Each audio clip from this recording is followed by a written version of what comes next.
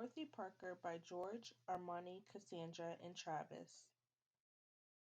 Table of contents: biological background, life experiences, literary influences, in depth analysis of poem A Very Short Song, elements that support the poem's main idea, final statement of the poet's style.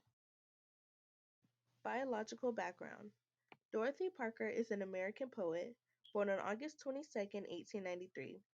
She was a screenwriter/poet who was best known for witty remarks. She was also one of the founders of Algonquin Round Table. In 1916, she joined the editorial staff of Vogue magazine and later moved to Vanity Fair the following year as a career critic. In 1917, she married Edwin Pond Parker II, then later divorced him, in which she used his surname to retain during her professional career.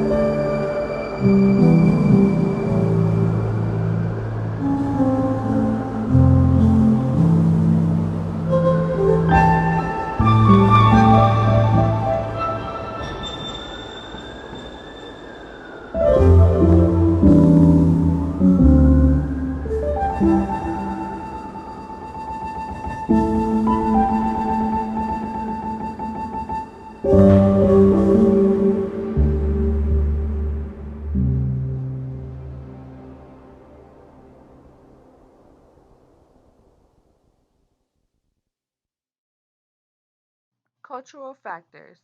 Despite her fame as a flapper poet and member of the Algonquin Round Table in the 1920s, less is known about Parker's commitment to social justice during the 1930s and 1940s. As part of her will, Parker bequeathed her estate to Dr. Martin Luther King Jr. She had never met King but admired him. When King was assassinated shortly thereafter, Parker's estate was given to the NAACP, which still receives royalties on Parker's works. Literary influences. Robert Benchley. In 1896, Benchley began his relationship with Vanity Fair, where he met fellow Harvard Lampoon and Hastings Pudding theatricals grad Robert Emmett Sherwood, as well as Dorothy Parker, who took over theater criticism from P.G. Wodehouse years earlier. The format of Vanity Fair was perfect for Benchley. His columns featuring a character he created were attributed to his pseudonym Brighton Perry, but eventually took credit for most of them. Colette, a collection of 20 novella by Colette. The Tendrils of the Vine, French, La Vie de la Vigne, was published in 1908. The first story, La Vie de la Vigne, was published in Le Mercure Musical on May 15, 1905.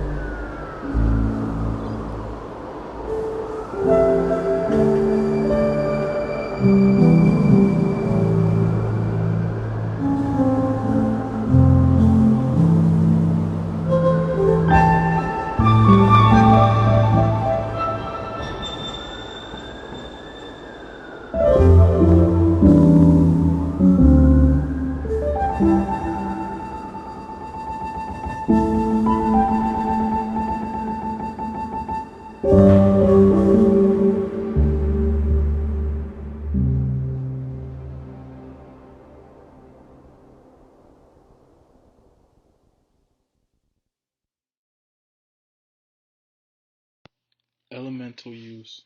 Parker's earlier work is known to be on the simpler side, but as her career progressed, a lot of references to societal problems were seen in her poetry, and they became filled with imagery and symbolism.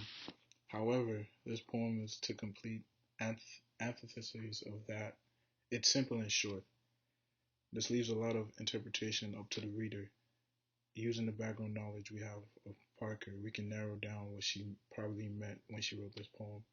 A Portrait is one of her most famous poems, and there's a big contrast between this poem and a very short song. You do not know how heavy a heart it is that hangs about my neck, a clumsy stone, cut with a birth, a death, and a bridal day. Each time I love, I find it still my own, who take it now to that lad, now to this, seeking to give the wretched thing away. This stanza also talks about hearts and love, empathy, vulner- vulnerability, of feeling very emotional and thinking with your heart. This talks about how troubling and sort of cursed having a big heart and being full of love is, but also being such a blessing. There's ups and downs, and Parker is able to acknowledge and fully know that there are many loves that one gets in life, but many don't last. Parker, in a very short song, seems to explain this trouble in the simplest way, but the biggest contrast we can see is that Parker's empathy is far greater than the pain she has felt in the past. Instead of highlighting the heartbreak others have gave her, she believes being on the other side is the far greater pain. Being the one to break someone else's heart hurts more. This is one thing a lot of readers and critics found very great about Parker, which made her so unique. Another big difference about her that the language in is the language that she used as forementioned in A Portrait. It's more detailed and liter- more literary devices are used to describe the heartbreaks and the love. A very short song simply states that having a heartbreak hurts and it's inevitable, but breaking someone's heart is the pain that lies the most. In-depth analysis. This is a fairly brief song. Dorothy Parker is well known today for her humor and her Hollywood blacklisting.